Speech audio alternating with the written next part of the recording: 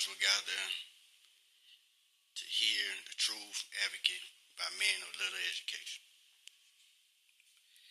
And even discussed by them with learned and eloquent theories, the shameful ignorance of these great men was made apparent as their arguments were met by the simple teachings of God's Word.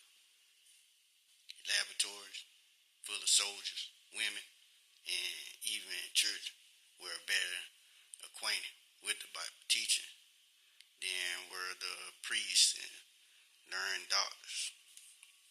The contrast between the disciples of the gospel and the upholders of Polish superstitions was no less manifest in the ranks of scholars than among the common people, opposed to the old champions of the hypocrisy who had neglected to the study of language and the cultivation of literature were generously minded youth devoted to studying, investigating scriptures, and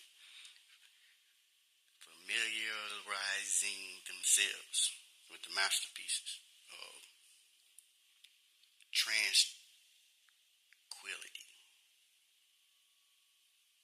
possessing an apted mind and elevated soul, and interpreter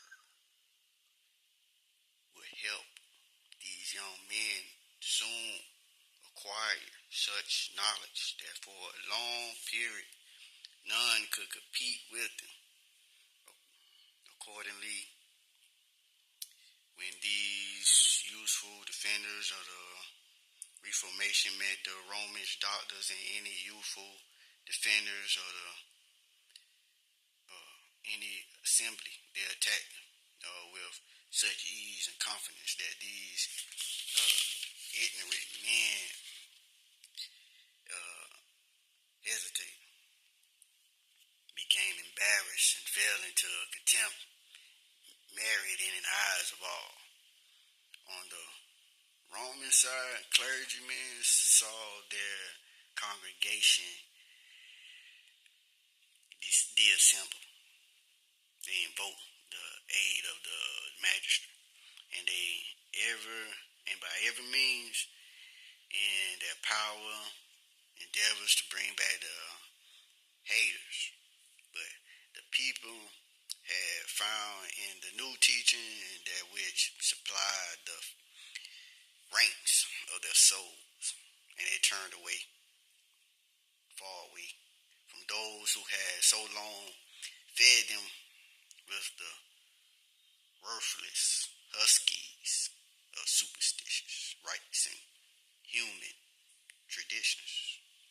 When persecution was kindled against the teachers of the truth, they gave heed to the words of Christ. When they persecuted you in the city, flee from one another. The light penetrated everyone.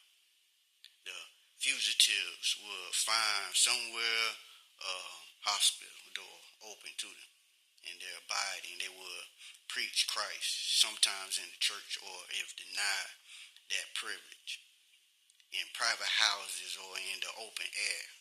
Wherever they could attain a hearing was a secret in the temple, the truth proclaimed with such energy and assurance, spread with irresistible power.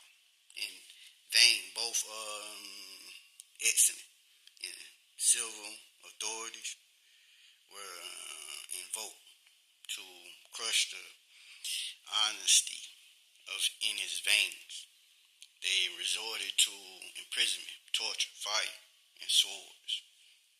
Thousands of believers sealed their faith with their blood, and yet the work went on.